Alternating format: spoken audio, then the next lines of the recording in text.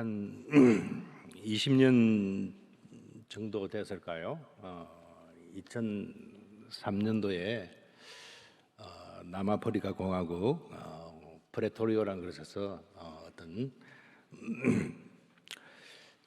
고등법원에서 재판이 있었습니다. 이 재판은 2000년도 1월 달에 일어난 그 사건을 3년 뒤에 이렇게 재판을 하는 그런 살인 사건을 다루는 그런 재판이었습니다. 여러분 아시는지 모르겠습니다만은 어느 한 백인이 그곳 버스에서 3명의 흑인을 총으로 쏴 죽인 그런 살인 사건을 다루는 그런 재판이었습니다. 판사가 증인들과 여러 가지 증거를 토대로 살인한 사람 한 사람씩 쳐서 3번이나 무기징역을 선고를 했습니다. 그러니까 이 살인범은 평생토록 아마 감옥에 있어야 되겠지요. 아마 이 사건은 흑인들로 하여금 굉장히 분노를 자아내게 하는 그런 사건이었습니다. 흑인을 골라서 총으로 쏴 죽인 것만 해도 흑인들의 분노를 일으키기에 충분한데 이 백인 살인범은 끝까지 자신은 무죄를 주장을 했습니다. 너무나도 명백한 증거가 있고 또 증인이 있음에도 불구하고 자신은 여전히 나는 무죄다라고 주장을 했던 것입니다. 자기는 살인범이 아니라고 하는 것이죠. 참 이상하지 않습니까? 사람을 죽였는데 살인은 안 했다는 것입니다. 이 살인범이 주장하는 이유는 다음과 같습니다. 내가 보기에는 흑인들은 사람이 아니기 때문에 그렇다, 그런 말을 했습니다. 살인범은 사람을 죽여야 살인범이 되는데 그런데 자신은 사람을 죽인 것이 아니기 때문에 자신은 살인범이 아니다, 이렇게 항변을 했던 것입니다. 쉽게 이야기하면 나와 다른 그런 흑인을 사람 취급할 수 없다, 이것 아니겠습니까? 이것은 자기와 다른 사람 또 우리하고 익숙지 않은 것에 대한 극단적인 그런 거부 반응이다, 이렇게 볼 수가 있습니다. 그런데 우리는 이런 극단적인 경우가 아니다 하더라도 뭔가 다른 것에 대해서 생소함을 느낄 때가 참 많이 있습니다. 두려움을 갖기도 하고 때로는 심한 거부감, 또 때로는 외적으로 표현되지는 않지만 최소한 심적으로 굉장한 거부감을 느낄 때도 참 많이 있습니다. 특별히 종교적인 편견, 이것은 참으로 무서운 것이라 볼 수 있습니다. 예수님의 당시 사회가 그랬습니다. 유대인들은 로마 문화에 대해서 굉장한 거부감을 가지고 있었습니다. 그래서 무조건 로마적인 것은 다 싫어했습니다. 그리고 그 사회 자체가 여러 분파로 또 나뉘어져 있었고 자기와 다른 사람에 대해서는 상당히 벽을 쌓고 그들은 살았습니다. 오늘 저희들은 요한복음 9장에 나타나 있는 태어나면서부터 눈이 멀었던 장애인이 고침을 받고 유대인의 신문을 거쳐 오늘 마지막 예수님과 만나서 믿음의 고백을 하는 그런 사건을 우리는 다루고 있습니다. 그 당시 장애인은 정상인이 아니었기 때문에 보통 사람과는 완전히 다른 사람 취급을 했습니다. 사람 취급을 받지 못했던 것이죠. 자유롭게 성전 예배를 할 수도 없었고 사회적으로도 그들은 철저하게 소외를 당했습니다. 그런데 이 소경이 눈을 뜨게 된 것입니다. 우리에게는 좀 덜 와닿지만 그들에게는 굉장히 풀기 어려운 문제였습니다. 그들이 사람 취급하지 않는 이 소경의 눈을 예수가 뜨게 한 것입니다. 본문 그 앞에 29절을 보시면요, 하나님이 모세에게는 말씀하신 줄을 우리가 알거니와 이 사람은 어디서 왔는지 알지 못하노라, 이렇게 기록이 되어 있습니다. 이 표현은요, 애써서 예수를 격화시키는 그런 표현입니다. 어떤 학자는요, 이 부분을 이렇게 표현을 했습니다. 유대인들의 마음에 있는 것을 끄집어내면서 예수에 대해서 모르는 것에 대한 자부심. 좀 속된 표현입니다만은 예수, 우리는 그런 진 모른다, 이 말이죠. 바리새인들이 가지고 있는 감정이 바로 예수님에 대해서 그처럼 비하시키고 깔보고 하는 그런 마음들이 있었습니다. 그들이 일단 죄인으로 못 박았기 때문에 어떻게든 그 틀 안에서 예수를 다루기를 원했고, 소경이 눈 뜬 사건을 그들은 그들의 시각으로 바라보았던 것입니다. 차라리 제사장이 성전에서 기도하다가 에스겔이나 이사야처럼 하나님의 환상을 봤다면 문제는 수월합니다. 그런데 그들이 지금 별로 좋지 않게 생각하던, 또 사마리아인으로 취급하고 정신 나간 사람으로 취급을 하고 죄인으로 취급하던 예수라는 사람이 그것도 정상인으로 취급하지 아니하는 그런 소경의 눈을 뜨게 한 사건입니다. 그러니까 이것은 참으로 풀기 힘든 그 당시의 문제였습니다. 그런데 이 문제를 푸는 열쇠는 한 가지밖에 없습니다. 그것은 바로 믿음입니다. 결국 이 소경의 눈을 뜨게 한 사건은 믿음의 주제를 가지고 끝을 맺게 되는 것을 볼 수 있습니다. 오늘 본문 35절에 보시면 예수께서 그들이 그 사람을 쫓아냈다 하는 말을 들으셨더니 그를 만나서 이르시되 내가 인자를 믿느냐. 그리고 몇 말씀 더 적어지고 38절에 보면 이르되 내가 주여 내가 믿나이다 하고 절을 하는지라. 결국 이 사건은요, 믿음이냐 불신이냐 하는 것으로 끝을 맺습니다.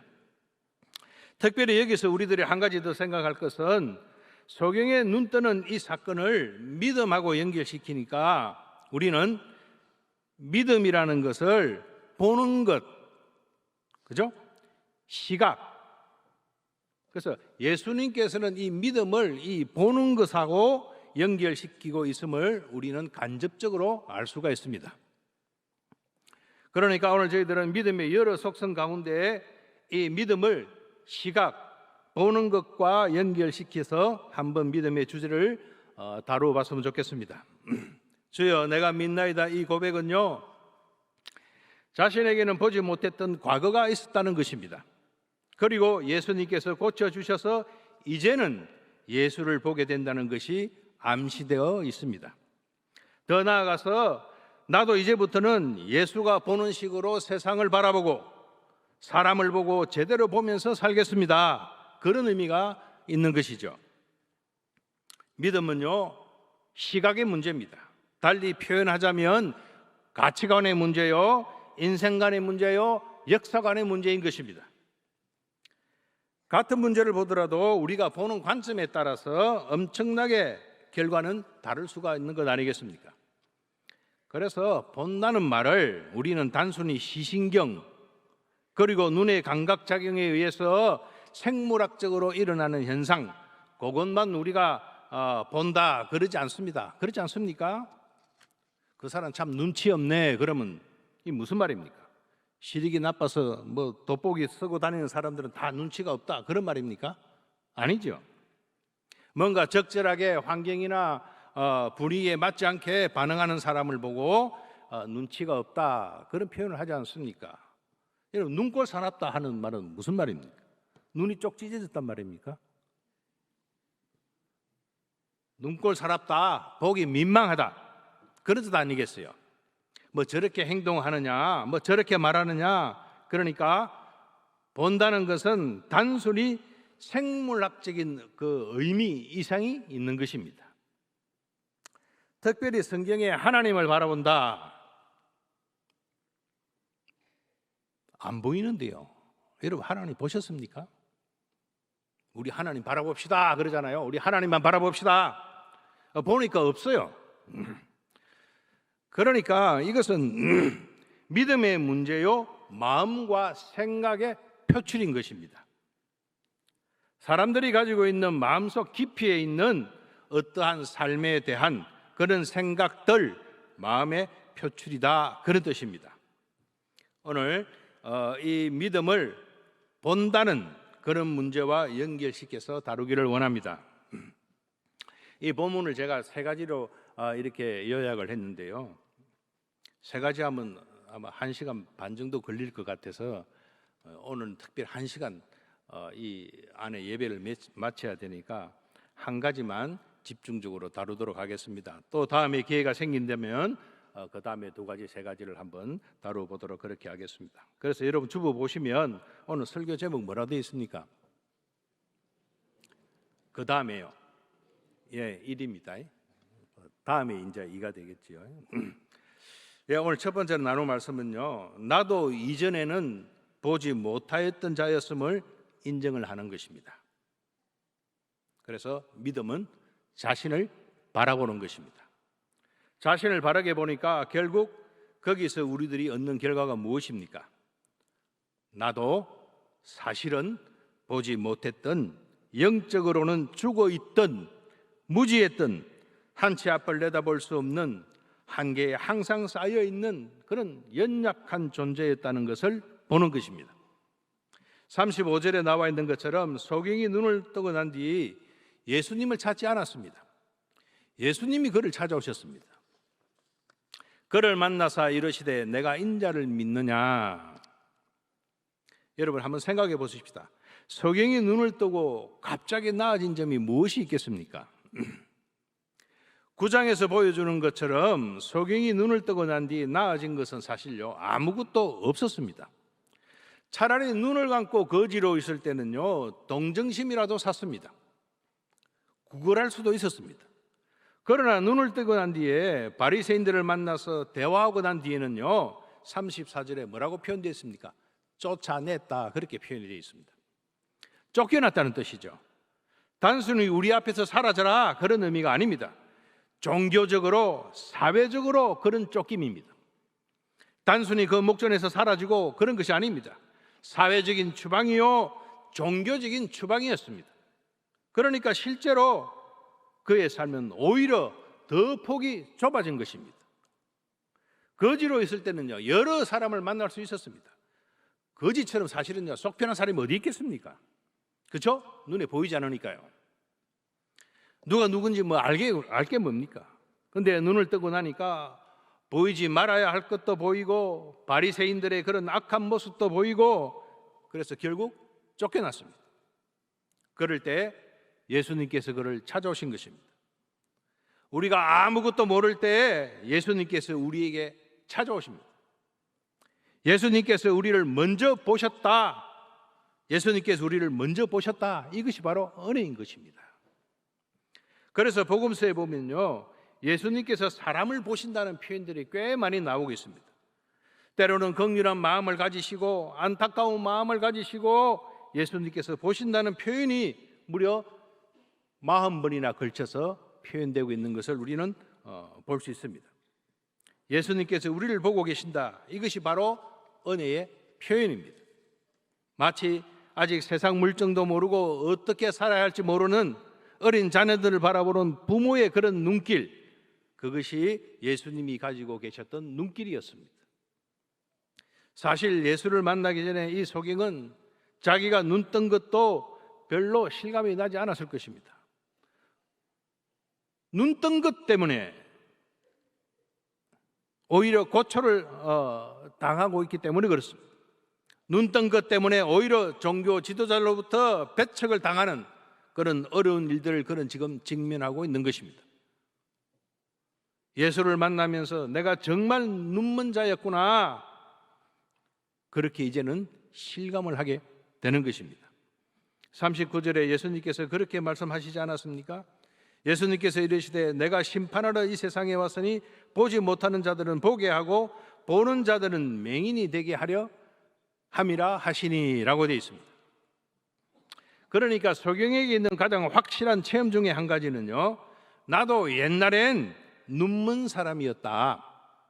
그러니까 우리가 은혜를 받고 믿음을 가지고 산다는 것은요 우리가 예수를 믿고 나서 우리가 떵떵거리고 교만해지는 것이 아닙니다. 예수님을 만나서 이제는 예수님이 우리를 보고 계시고 그 예수님이 보고 계신다는 것을 이제 우리가 알고 그 예수님을 우리 자신도 보게 될 때에 자신을 바라보게 되는 것입니다. 그리고 나 자신이 얼마나 형편없는 그런 인간이었구나, 그것을 깨닫는 것이죠. 그것이 바로 은혜 받은 사람들의 모습입니다. 믿음으로 사는 사람들의 모습입니다. 그런데 41절이 어떻게 되어 있습니까? 예수께서 이르시되 너희가 맹인되었더라면 죄가 없으려니와, 차라리 맹인이 되었으면 죄가 없다 이 말이죠. 본다고 하니 너희 죄가 그대로 있느니라. 본다고 하니 너희 죄가 그대로 있다. 무슨 말입니까? 나는 괜찮다. 나는 다 안다. 나는 내 갈 길 내가 찾을 수 있다. 이런 사람들은요, 여전히 심판 가운데 있고 죄 가운데 있다는 것입니다. 여러분 39절 한번 보실까요? 내가 심판하러 이 세상에 왔으니 라고 되어 있죠. 여러분 이 표현 좀 이상하지 않습니까? 여러분 요한복음 이 9장 읽으시면서 이 39절 읽으시면서 좀 이상하게 느낀 점 혹시 있습니까? 내가 심판하러 이 세상에 왔으니 맞는 표현일까요? 틀립니까? 모르겠습니까? 물어보지 말고 빨리 설교해라 말이야. 여러분 지금 예수님 심판하러 오셨어요? 구세주로 오셨어요? 네? 심판하러 오셨다고요? 지금 구세주로 오신 거잖아요. 심판하러 오신 것이 아니잖아요. 예수님 심판하러 재림하실 때는 이제 앞으로 언제 오실지 모르지만 이제 그때 오실 때는 재림하실 때는 심판하러 오시는 거죠. 지금 재림의 그 초림이잖아요. 주님이 처음 이렇게 오셨는데 내가 심판하러 이 세상에 왔다 이렇게 표현이 되어 있습니다. 그 이상한 거잖아요. 지금 심판하시러 오신 거 아니잖아요. 그죠? 괜히 이상하게 생각 안 하고 성경 잘 읽고 은혜 받고 있는데 그걸 꼬집어내 가지고 이상하게 만드시네. 그죠? 이 말은요, 우리가 은혜 가운데 은혜가 우리 가운데 드러나면 바로 우리 자신이 심판 가운데 있었다는 것을 발견하게 되는 것입니다. 무슨 말씀인가 하면 은혜를 받으면 받을수록 우리의 연약함과 무능함을 보는 것입니다. 참 이상하지요. 사도 바울 한번 볼까요? 내가 몰랐을 때에, 알지 못했을 때에 예수 그리스도를 핍박했는데 그 예수께서 나를 긍휼히 여기시사 이방인의 사도로 세워주셨다. 나는 사도 중에 가장 작은 자요 만삭되지 못하여 태어난 자 팔푼이와 같아. 그리고 죄인 중에 계수라. 사도 바울은 예수 그리스도를 알면 알아갈수록 자기 자신이 얼마나 비참한 죄 가운데 있었던가, 얼마나 큰 죄인인가를 알면 그 알수록 깊이 더 깨닫는 것입니다.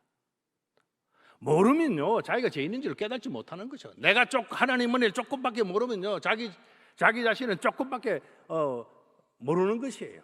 알면 알수록 내가 더 깊은 죄인이라는 것을 깨닫는 것이, 그것이 은혜죠. 그래서요 믿음은 자기 자신이 아는 것만큼 깨닫는 것입니다. 그가 은혜에 깊이 잠김에 잠길수록 고백했던 것이 나는 형편없는 인생이었더라. 그래서 은혜는요 우리 자신을 겸손케 하는 것입니다. 은혜가 우리로 하여금 솔직하게 하는 것입니다. 진정으로 사람이 진실해지고 꾸밈이 없어지고 정말 자신의 인생에 대해서 심각하게 생각을 시작하게 되는 것이 바로 믿음이 있을 때입니다. 사실 따지고 보면요 냉정하게 이야기하면 예수 그리스도를 믿지 못하는 사람들은, 믿지 않는 사람들은요 사실 진실하지 못한 것입니다. 우리가 정말 진실하게 우리 자신이 선자리를 살펴보고 또 우리 자신이 정말 살아야 할 삶이 무엇인가를 진지하게 고민하려면 은혜가 필요합니다. 그래서 우리에게 믿음이 계속 자랄 필요가 있는 것이죠. 우리에게는요 참으로 폭넓은 신앙이 필요합니다. 폭이 넓어진다, 시각이 넓어진다는 것은 단순히 주위만을 많이 볼 수 있는 그것만을 의미하지 않습니다. 자신을 깊이 생각하기 시작하는 것입니다. 그런데요 우리는 불행하게도 자신을 잘 볼 줄 모릅니다. 신앙이 좋다는 사람들을 보면요 자기 자신이 어떠한 존재인가를 잘 모를 때가 참으로 많습니다. 믿음이란 핑계로 세상 사람들이 상상치도 못하는 온갖 불법과 편법들을 아주 스스럼 없이 행하고 살아가는 것이죠. 하나님의 일을 하는 가운데서도 자신의 유익을 위해서 사람의 눈치를 보면서 일을 합니다. 오랫동안 관계를 맺다가도 저 사람 끈 떨어지면요, 가차없이 다른 사람 갈아타는 것이죠. 그러면서 뭐라고 핑계를 댑니까? 그 조직을 위해서, 그 교회를 위해서 어쩔 수 없었다, 그런 비겁한 그런 핑계를 대는 것입니다. 자신을 돌아보지 못하니까 그럼에도 불구하고 뻔뻔하게 나는 주의 일을 한다라고 하는 것입니다. 스스로 속이면서 신앙생활을 얼마나 많이 하고 있습니까?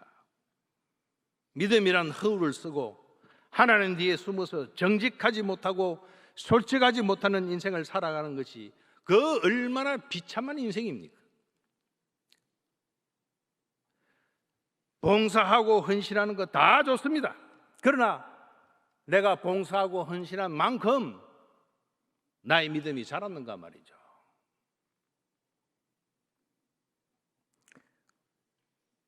제가 한 30분 전에 와가지고 저기 지하 1층에 그 헌당한 거 이렇게 이름이 저기 있지 않습니까? 여러분 다 자신의 이름 한번 찾아보셨죠, 그죠? 저도 찾아봤습니다. 그리고 금액도 있고. 그래서 그런 생각이 문득 들었습니다.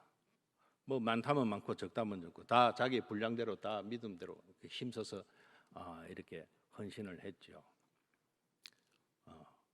그런데 갑자기 제 이름을 보고 그 금액을 적힌 걸 보고 그런 생각이 들었습니다.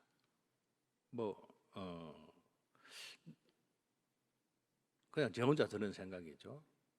이 금액만큼 나의 믿음도 성장했는가 하는 것을 한번 갑자기 그런 생각이 들었습니다.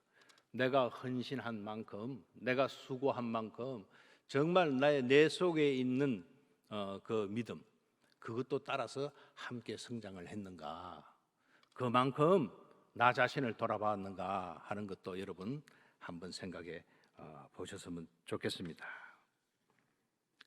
진실로 자신을 보지 못하는 사람은 자신을 속이는 것입니다. 자신을 바로 볼 줄 알아야 합니다. 믿음이라는 것이 무엇입니까? 자신을 보는 것부터 시작하는 것입니다. 내 존재가 무엇인가를 보는 것입니다. 참으로 한 역사 부분 가운데 내가 차지했던 영역이 무엇인가를 생각해 보는 것입니다.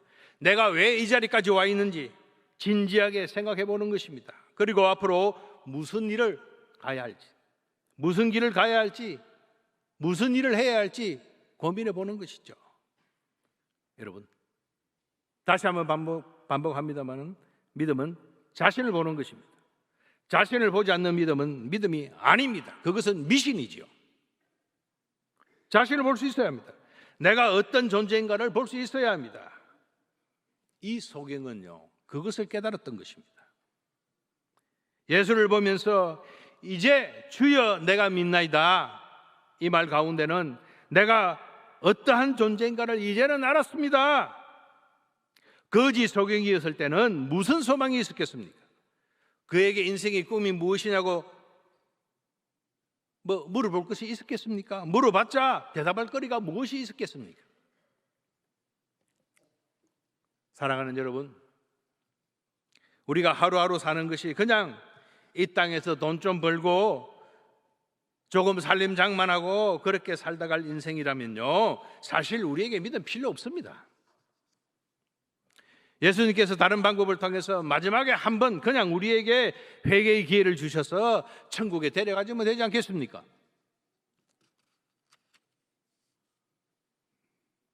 예수님께서 친히 이 소경에게 찾아오신 것은 그에게 관심이 있었기 때문에 그렇습니다. 여러분 35절 다시 한번 보십시오. 내가 인자를 믿느냐 그랬습니다. 여기서 내가는요, 헬라어로 수 이 말입니다. 너 자신의 인생이 그런 뜻이죠. 수. 너 자신의 인생이, 너 자신의 인격을 통틀어서 인자를 믿느냐 이 말입니다. 그냥 단순히 믿느냐 아느냐 이것이 아니고요, 내 인생을 통틀어서, 내 인격 전체를 통틀어서 나를 믿느냐, 이것을 이야기해 주는 것이죠. 너같이 버려져 있는 인생, 아무것도 소망이 없는 인생 가운데에 하나님의 일을 내가 행했다, 이것을 믿느냐, 그런 뜻입니다. 누가 믿느냐 말이죠. 내가 믿느냐, 그런 뜻입니다. 다른 사람이고 네가 믿느냐 이 말이죠. 사랑하는 여러분, 우리 한 사람 한 사람 살아가는 가운데 하나님의 행하시는 일을, 나 가운데, 내 가운데 행하시는 일을 여러분 믿으십니까? 그리고 앞으로 어떤 일을 만나더라도 설사 내 뜻대로 모든 일이 풀리지 않는다 하더라도 하나님이 나를 통해서 계속해서 하나님의 일을 이루어 나가실 것을 여러분 믿으십니까? 내가 믿느냐? 주여, 내가 믿나이다, 이것처럼 피조물된 인간이 할 수 있는 가장 위대한 고백은 없다고 봅니다. 주여, 내가 믿나이다, 이 말 가운데서는요, 내가 어떤 존재인가를 이제는 깨달았습니다 하는 것입니다. 자신의 비참한 과거도 보았고 더 이상 이제는 비참하지 않는다, 이 예수를 만났기 때문에 말입니다. 나에게 하나님의 일이 일어났구나, 그것을 믿는 것입니다. 나에게 하나님의 일이 일어난 것입니다. 사랑하는 여러분, 예수 그리스도의 십자가의 보혈과 부활의 능력이 오늘 저희들을 이 자리까지 오게 하셨습니다. 여러분 믿으십니까? 복음으로 말미암아, 돈이 아닙니다. 여러분, 예수 믿는다고 갑자기 돈이 많이 생겼습니까? 갑자기 건강이 좋아졌습니까? 아닙니다. 내가 누구인가를 발견하게 되는 것입니다. 내 인생이 무엇인가를 발견하게 되었습니다. 예수를 만나지 않았다고 한다면 나 자신을 발견할 길이 없는 것이죠. 그죠? 많이 벌고 많이 가지고 그냥 그렇게 태어났으니까 그냥 살다 가는 것입니다. 예수를 만나지 않았더라면, 하나님의 일이 나에게 일어나지 아니했더라면 나는 여전히 맹인 가운데 있고 하나님을 모르고 사는 그런 비참한 인생이 되었을 것입니다. 그러나 하나님의 은혜가 우리 가운데 임하셔서 우리가 이제 영적 눈을 뜨고 예수님을 보게 된 것이죠. 그와 아울러 예수님을 보는과 동시에 나 자신이 누구인가를 철저하게 돌아보게 되는 것입니다. 그것이 믿음입니다.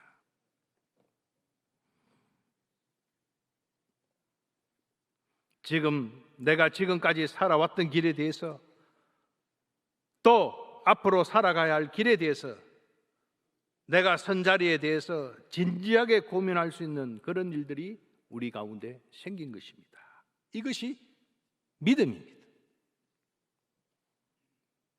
그렇기 때문에 믿음은요, 무조건 믿습니다가 아닙니다. 믿음을 미신으로 자꾸 만들려고 합니다. 믿습니다, 믿습니다, 체면 걸고요. 아멘 하십시오. 뭐 아멘 한다고 해서 뭐 되어집니까? 믿음은요, 먼저 나를 보는 것입니다. 적어도요, 다른 건 부족해도요, 자기 자신만은요, 하나님 앞에서 자기 자신은 솔직하게 볼 줄 알아야 합니다. 자기 시각으로 보니까 삐뚤어진 거요, 여전히 바르게 보이는 것이죠. 그거 못 말리는 것입니다.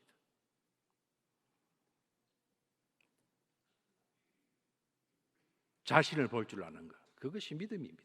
그리고 생각하는 것이죠.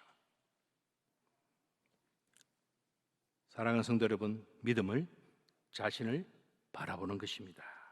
나도 이전에는 보지 못하였던 자였음을 인정을 하고 영적으로 무지했던, 죽어있던 이런 나에게 주님께서 먼저 친히 찾아오셨다는 그 사실을 깨닫고 자신을 바라볼 줄 아는 그런 은혜가 있기를 주님의 이름으로 축원합니다.